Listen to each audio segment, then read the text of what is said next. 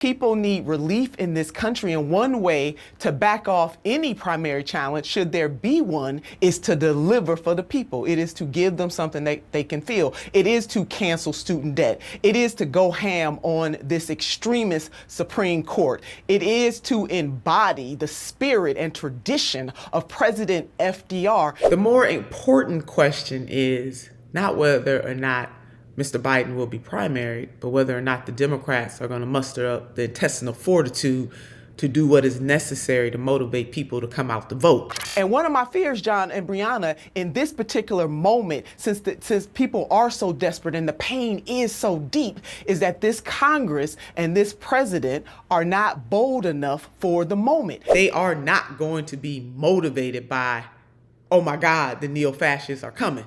Been there, done that.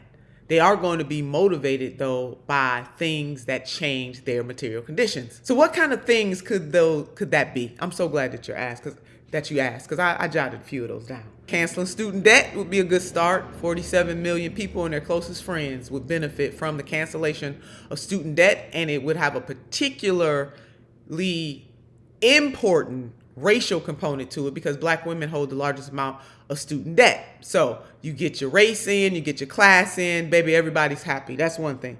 Codify Roe.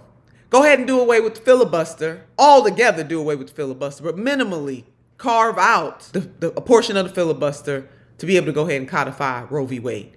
And so since you got Senators Murkowski and Collins, and then senators on the Democratic side, Sinema and Manchin, saying that they felt like they were lied to and that they don't like what the Supreme Court did, then they need to go ahead and show that they don't like what the Supreme Court did by carving out an exception for Roe within the filibuster, just like they did in 2021 for the debt ceiling. That can be done. Action. Let's keep on talking about the things that they can do and not the things that they cannot do. This is an emotional time for this country. Yes, the Republicans are dangerous and my party needs to act like it. It's just like having some firefighters come to your house, John and Brianna, and they got all the equipment and the fire chief says, you know what, we can't come in yet because we got to wait for a few more firefighters, even though they have all the tools at their disposal to put out the fire. Well, when it comes down to the primaries, which I think are coming up in the next couple months, it means that we need to get as many people to the polls as possible to vote for more progressive Democrats. We need to get the old white Democrats out of office and put in new, younger people who will actually defend the rights of women and people all over this country. You all understand that in order to effectively challenge the right,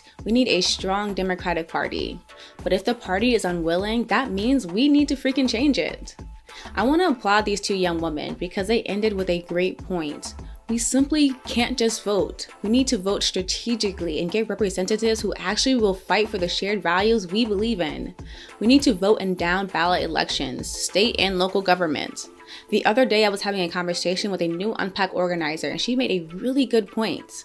It matters who we vote for in local and state government because eventually they run and win in federal elections.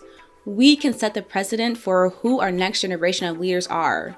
It is us who will be the change makers and the promoters of freedom, equality, and humanity. I mentioned this in my last video about the two types of power in our country: organized money and organized people. Now look at this Open Secrets report on the top House fundraisers in the 2021-2022 election cycle. Republican Kevin McCarthy and establishment Democrat Nancy Pelosi sit at the top. But we also see in the 3rd and 9th positions progressive Democrats Katie Porter and AOC. I want to remind you all that it was organized people who got them there, and that allowed them to be able to get organized money. In closing, we have enough people to change the party from the inside out. We have the ability, the agency, and the fire to create a party that represents the values we all hold sacred: freedom, equality, humanity, and a shared vision of how the world can be when we all work together. The time to do it is now. Let's go. Thank you all for watching Rebel HQ. Like this video, and as always, don't forget to subscribe to the channel.